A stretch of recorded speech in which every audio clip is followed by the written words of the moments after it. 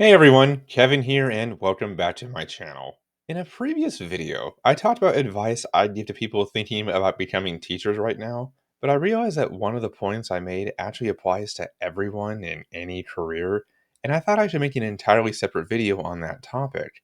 Specifically, the myth of a forever career. Educators comparatively believe in this more than others because we're educated into that mindset and are then consistently gaslighted into thinking that we should stay in one place forever because think of the kids. But the reality is that virtually no one stays in the same job for their entire career. Some may certainly stay in the same field, like electricians who eventually move up and become supervisors, but they are still in the same industry and are doing different jobs with different challenges. The issue is that school doesn't really prepare people for that reality. Think back to when you were in the last couple years of high school, and you'd probably remember the pressure to figure out exactly what you wanted to do with your life, the exact right college or career to choose, and were kind of looked down on for possibly having reservations or concerns about making such a monumental choice so soon before you were actually ready to commit to something. And on average, people change careers 5 to 7 times over the course of their life. I changed majors in college and left the job I thought I would want to do. I eventually quit teaching and now I'm an instructional designer. I'm already up to three myself, not even counting internal moves in my role. I just had dinner with my best friend a little while ago, who I've known since kindergarten, and I told her that if I went back to my 17-year-old self about to graduate high school, that I wouldn't believe me if I told him what I'm doing now. Whether by design or not, your interests and skills will naturally grow and evolve as you age. I never thought I'd be making YouTube videos or training courses for people with disabilities, or even just be outside of the public school system in the first place.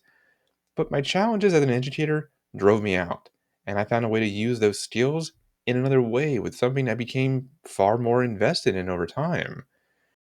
And I'm sure everyone listening has similar stories where you quit because of a bad boss, or you became really good at something in your job, got promoted, and your salary expectations changed. So you moved to another company who more closely aligned with your new goals and expectations. At no point should you have thought you were going to stay in the exact same job forever. We have to be flexible and adaptable to not only the job that we're in, but new hobbies or paths that open up to us that eventually turn into something else. Even for someone who chooses to stay working at McDonald's for their entire life, will often have like 15 different roles at the company as they move up or move around.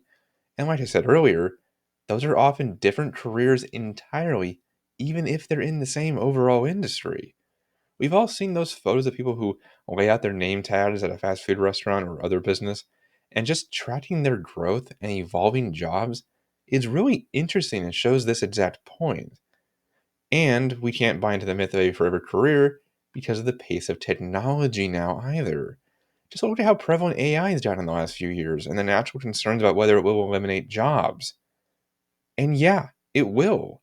It may not eliminate yours in particular, but it will dramatically change the face of the workforce over the next decade.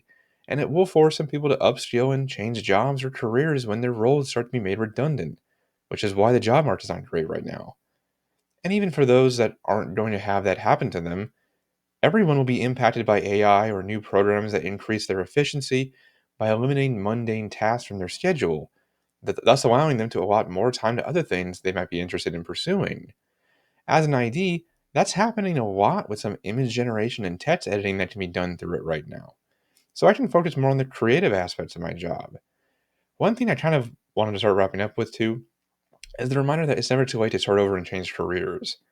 Yes, there's ageism you might deal with at a certain point, and you'll have natural apprehension about the idea of starting over, but you aren't stuck, no matter how much you may think so or how much someone tells you that you are.